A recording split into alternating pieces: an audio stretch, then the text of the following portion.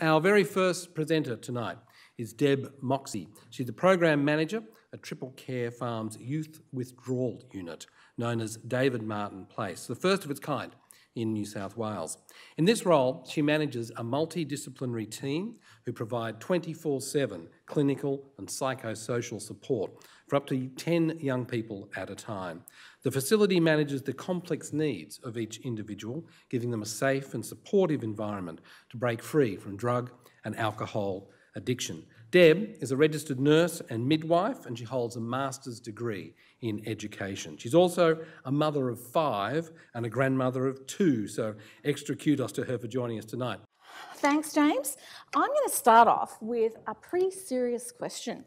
So does anybody know the percentage of young people that come into detox with mental health issues? What would you think it would be? 40%, 50%? More than 60%.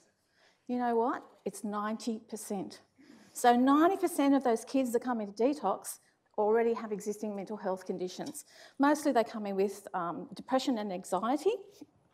And out of these 90%, these 15% of these kids have quite serious mental health issues. So they have schizophrenia, they have bipolar disorder, they have oppositional defiance order. So there's a whole list of things that come out. And what happens is, and why do you think there's a correlation between drug taking and mental health? It's because, they have pain, they have trauma. The stories that we hear are just horrendous. And, sometimes I listen to these stories when they come in and we assess them, and I think, my God, if I had your life, I'd take drugs too. And they do it to anaesthetise the pain. But what happens is when we take the anaesthetic away, which is the substance use, is all those emotions come out. And these are very immature brains. They don't have the emotional intelligence to deal with it.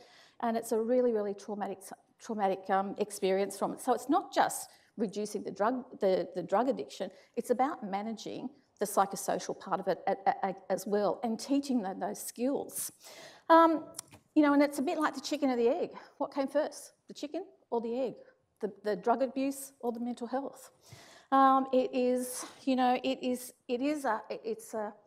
The unit that I work in, that I'm very honoured to work in, we provide a safe, comfortable, non-judgmental place that the kids feel comfortable with. They're going to have a pretty tough journey, detoxing from drugs. There's a lot of physical side effects, but we also have to support them emotionally as well.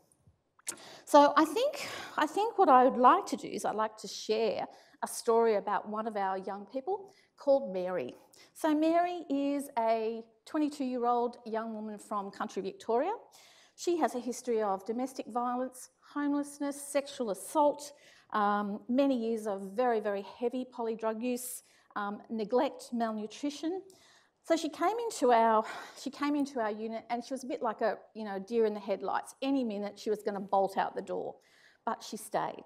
Now her detox was significantly hard for her, so it probably took us about 2 weeks to actually detox her from the drugs that she was using. And at times she couldn't walk, she could barely eat, she could barely feed herself. It was a very, very challenging time for her. But the reason I bring up this story is that once we got rid of the drugs out of her system, out came all the emotional baggage that she'd been carrying. And that's part of our role to do. It's not just taking the drugs away, it's actually supporting those other things as well. So we noticed that she was having, the insomnia came back. She was having nightmares.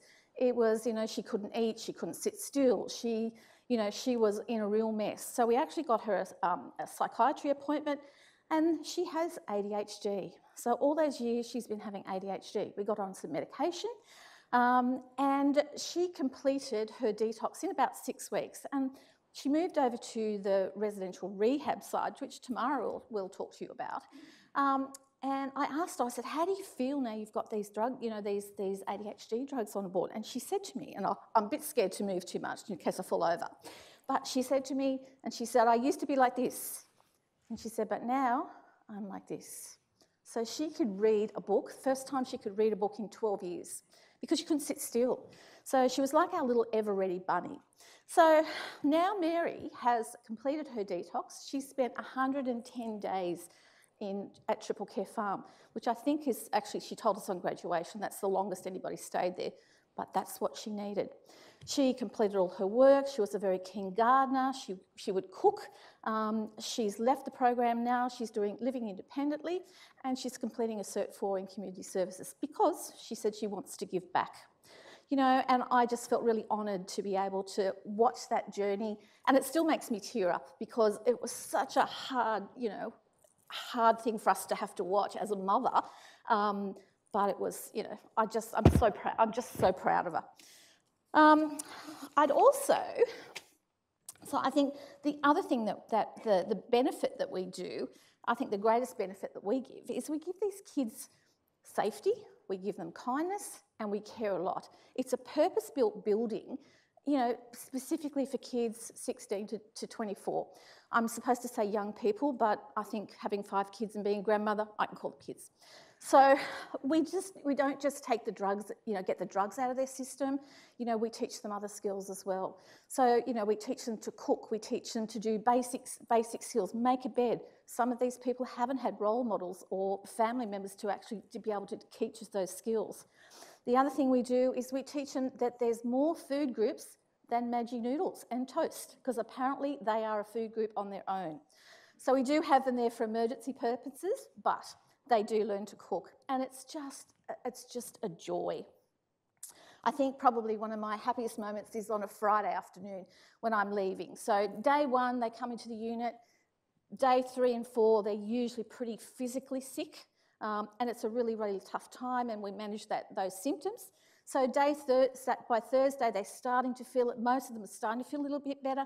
Friday afternoon, I leave for home. They're all laying all over the lounge as teenagers do. They've got a cup of tea, they've got a blanket on, they're watching a movie, and they're going, "See you, Deb, have a good weekend, see you Monday." And I'm thinking, yes. And it just fills me with joy to see these kids. They're like little butterflies coming out of a dark hole, you know, they've just blossomed. And you see their personalities, and they're hilarious.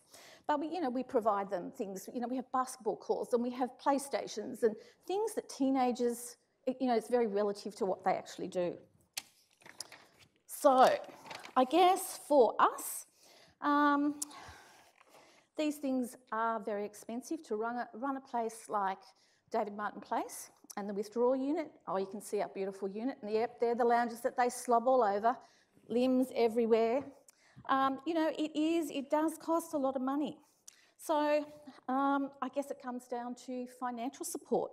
So your contribution tonight can fund a psychological consult and assessment for one young person, and those first brave steps that come through the door. You can imagine, you know, some people are so scared to actually have that Band-Aid ripped off, and how are they going to feel, and they're so frightened. So a pledge of $1,000 tonight helps provide one young person with a registered nurse 24 hours a day for 1 week. And $4,000 will provide nursing support for 4 young people for a week. So, you know, I have to say, you know, it's so purpose-built for teenagers, and I think that's the gift. Lots of people come there and they go, "Oh my goodness, I just didn't think it was going to be like this. I thought there'd be creepy old men in the corner." And it's just not institutionalised. Even though we have clinical care, it looks like someone's house, and I think that's what it is. My staff are amazing. They're specialists, but they're kind and they're compassionate, and they don't judge. The kids come from fractured families. They often don't have dental care. They're malnourished, but we manage to meet all those needs, and they come out whole. You know, and it's just wonderful to see to get them into society and start moving forward in their goals. So I think with your help tonight, hopefully we can release some more butterflies into the world. So thank you very much.